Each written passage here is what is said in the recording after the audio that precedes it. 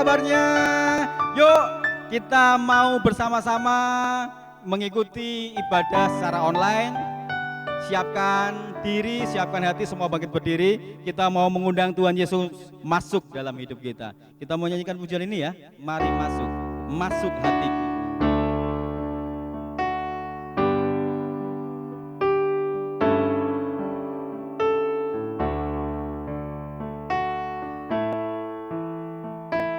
Mari masuk, mari masuk, masuk hatiku, ya Yesus, datang sekarang, datang tinggal dalam hatiku, ya Yesus. Mari masuk, mari masuk, masuk hatiku, ya Yesus, datang sekarang, datang tinggal dalam hatiku, ya Yesus. Mari semua lipat tangan, tutup mata, kita mau berdoa. Ya Tuhan Yesus, Tuhan yang luar biasa, Tuhan yang penuh kasih. Terima kasih Tuhan, hari ini Engkau memberkati kami. Dan kami siap untuk memuji Engkau lewat ibadah online bersama teman-teman kami yang juga berada di rumah. Maka pimpin kami Tuhan untuk memuji dan memuliakan nama-Mu. Hanya di dalam nama Yesus kami berdoa. Semua katakan amin. Ya halo adik-adik, sudah siap memuji Tuhan? Adik-adik tahu nggak bulan ini gereja kita masuk bulan apa? Bulan ini gereja kita memasuki bulan kitab suci. Adik-adik tahu lagu ini nggak? Baca kitab suci, doa tiap hari. Tahu ya? Yuk kita pujikan pujian ini bersama-sama yuk.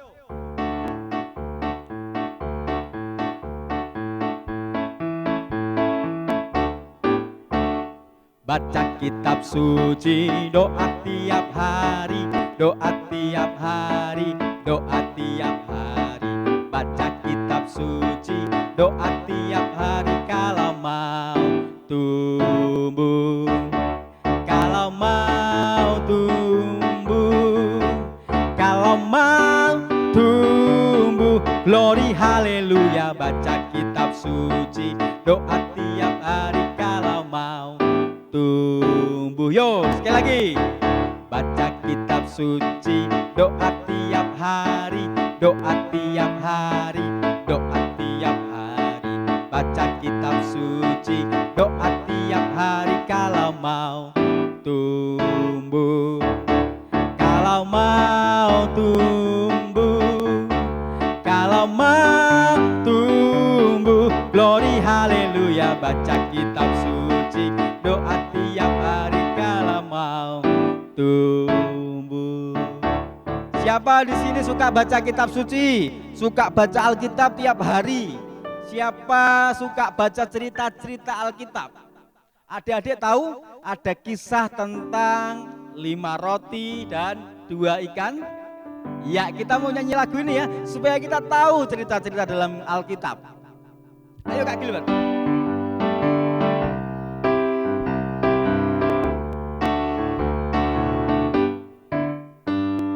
5 roti dan 2 ikan, Tuhan Yesus yang memberkati.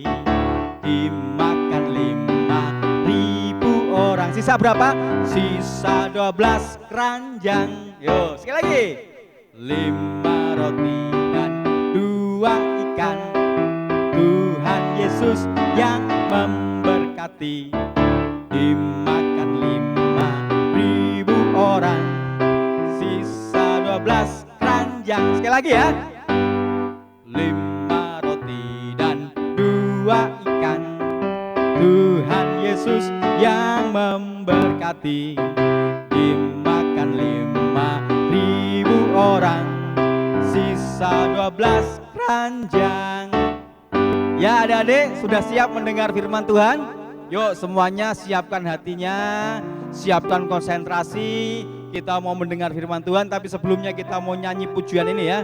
Kita buka hati kita untuk menerima firman Tuhan. Haleluya Tuhan.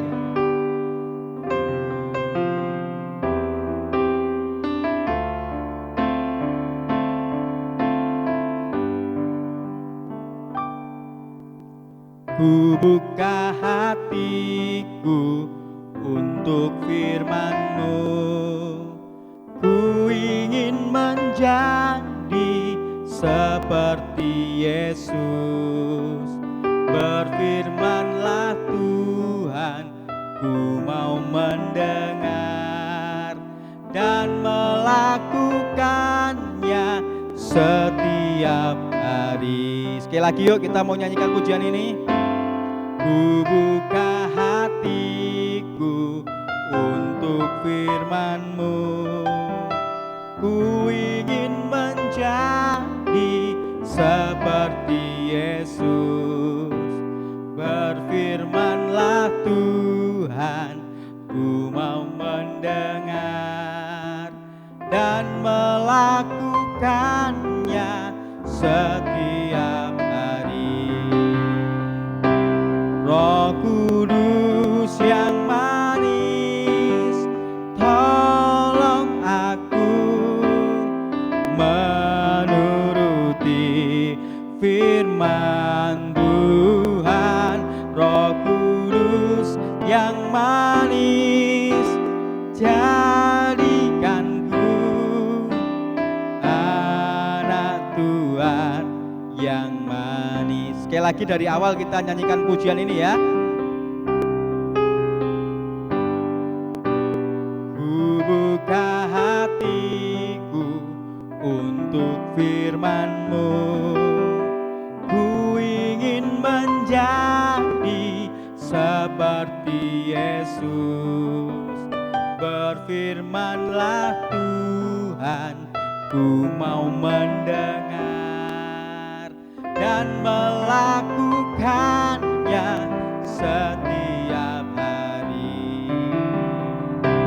Roh Kudus yang manis, tolong aku menuruti firman Tuhan. Roh Kudus yang manis, jadikanku anak Tuhan yang manis. Roh Kudus yang manis, Roh Kudus yang manis, tolong aku menuruti firman Tuhan. Roh Kudus yang manis, jadikanku anak Tuhan yang manis. Anak Tuhan, anak Tuhan yang manis. Anak Tuhan, anak Tuhan yang manis. Mari adik-adik semuanya, sebelum kita mendengar firman Tuhan, kita mau berdoa bersama-sama.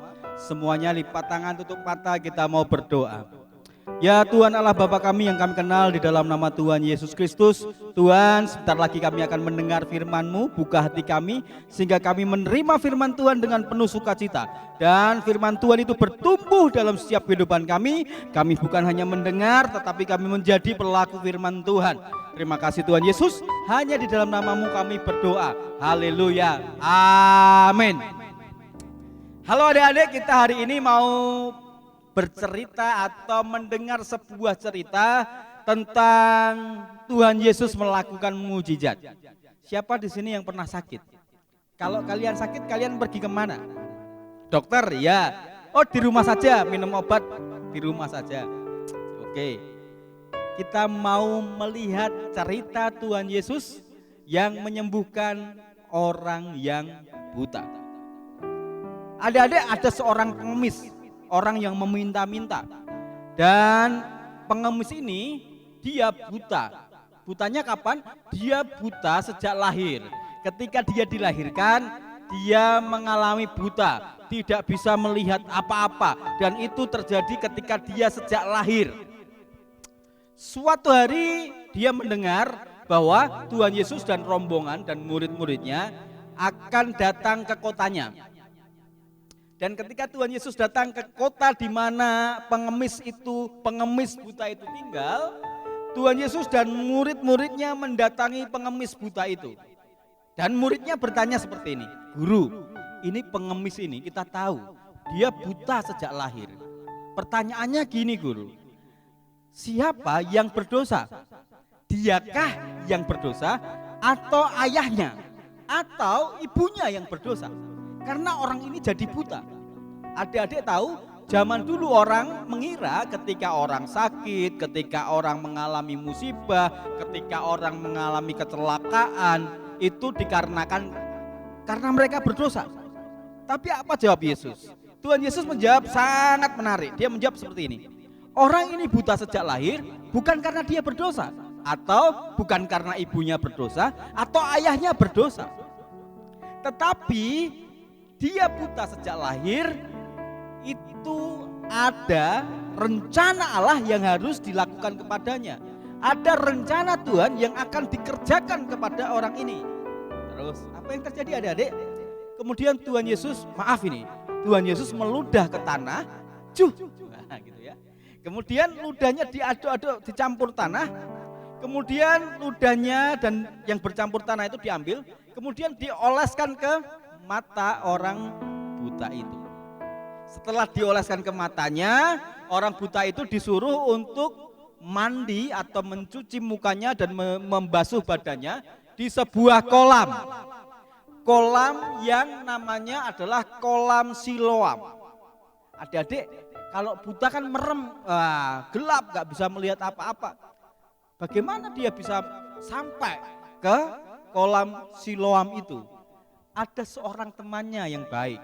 Temannya itu membantu membawa orang buta ini untuk pergi ke kolam Siloam. Kemudian dia, orang buta ini, membasuh badannya, mencuci matanya, dan apa yang terjadi?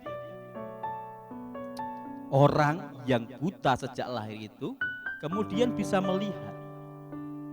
Coba sekarang adik-adik yang di rumah merem. Apa yang dilihat? Gak ada ya? Gelap, coba merem ya, gelap. Sekarang buka mata. Enak mana? Merem sama buka? Pasti dibuka terang ya. Dan apa yang terjadi? Orang buta itu bersukacita. Mengapa? Karena awalnya dia tidak bisa melihat, akhirnya dia bisa melihat. Karena sukacitanya, karena senangnya, dia cerita ke teman-temannya, dia cerita ke tetangganya, dia cerita ke orang-orang sekitarnya bahwa dia disembuhkan oleh Tuhan Yesus.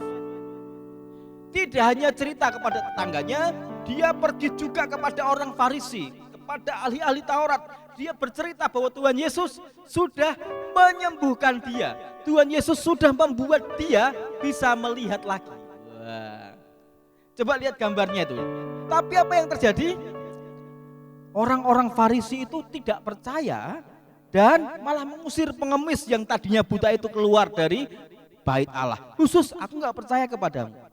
Dan ketika orang pengemis itu berjalan, dia bertemu kembali dengan Tuhan Yesus.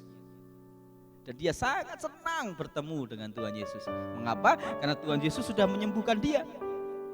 Akhirnya orang itu berlutut dan menyembah Tuhan Yesus dan percaya bahwa Yesus adalah benar-benar Tuhan. Ya. Adik-adik, cerita ini menceritakan tentang orang buta sejak lahir. Tetapi orang buta sejak lahir itu disembuhkan oleh Tuhan Yesus sehingga dia bisa melihat kembali. Yuk buka Alkitabnya, kita mau baca ayat hafalan kita. Buka di dalam Mazmur 30 ayat yang ketiga. Sudah ketemu? Mazmur 30 ayatnya yang ketiga. Ya, Om Yunus akan bacakan bagi kita semua. Mazmur 30 ayat yang ketiga. Tuhan Allahku, kepadamu aku berteriak, minta tolong, dan Engkau telah menyembuhkan aku.